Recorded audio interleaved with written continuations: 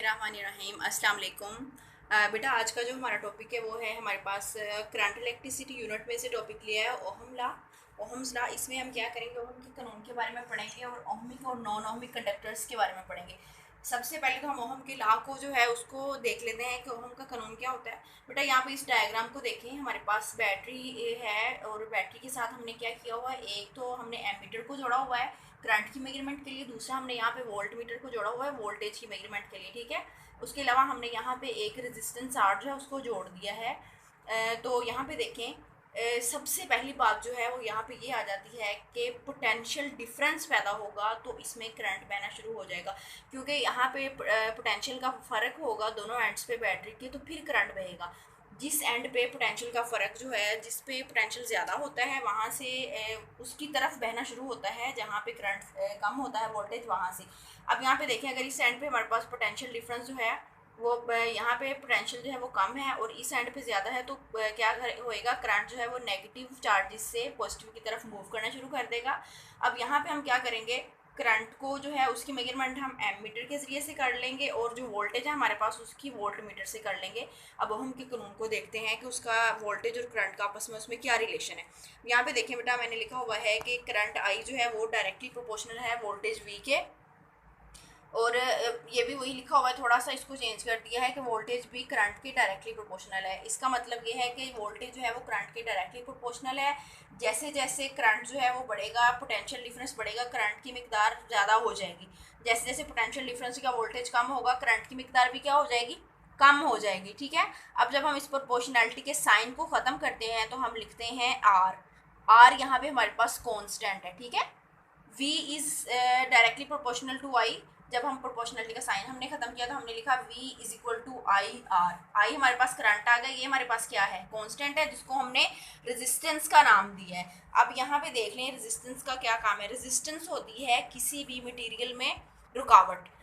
जैसे अगर करंट बह रहा है तो उसके रास्ते में हम कोई रेजिस्टेंस लगा देते हैं, तो रेजिस्टेंस का क्या काम है, करंट को रोकती है। ये रेजिस्टेंस जो है किसी भी मटेरियल की वो खासियत है जो क्या करती है, करंट के बहाव में रुकावट पेश करती है। रेजिस्टेंस का यूनिट यहाँ पे ओहम मैंने लिखा हुआ है। तो अब यहाँ पे देखें, किसी भी मटेरियल की रेजिस्टेंस 1 ओहम तब होगी जब उसमें से बहने वाला करंट 1 एम्पेयर और उसका वोल्टेज जो है वो कितना होगा, 1 वोल्ट होगा। क्लियर है ये ओहम का कानून। अब आगे हम ओहमिक और नॉन ओहमिक कंडक्टर्स के बारे में देख लेते हैं, इसमें क्या डिफरेंस है। बेटा जब भी हम ओहम के कानून की बात करते हैं तो हमने ये कहना है कि जो रेजिस्टेंस है हमारे पास यहाँ पे वो क्या होगी, रेजिस्टेंस हमारे पास क्या होगी, कांस्टेंट होगी, तब्दील नहीं होगी, जितनी हमें दी हुई है वही होगी। लेकिन ओहमिक और नॉन ओहमिक में सिर्फ इस रेजिस्टेंस की वजह से डिफरेंस आ जाता है कि ऐसे मटेरियल या ऐसे कंडक्टर्स जो ओहम के कानून को ओबे कर रहे होते हैं, जिसमें रेजिस्टेंस कांस्टेंट होती है, वो हमारे पास ओहमिक कंडक्टर आ जाते हैं। जबकि ऐसे कंडक्टर्स जो क्या करते हैं, जिसमें रेजिस्टेंस तब्दील हो रही होती है, रेजिस्टेंस की तब्दीली की वजह से उनको हम कहते हैं नॉन ओहमिक कंडक्टर्स। ठीक है, अब ओहम का यहाँ पे देख लेते हैं कि ये ग्राफ जो है उसमें स्ट्रेट लाइन क्यों आ रही है। बेटा इसमें स्ट्रेट लाइन, यहाँ पे ये वाली जो चीज़ है स्ट्रेट लाइन, ये हमें हमारे पास रेजिस्टेंस को शो कर रही है।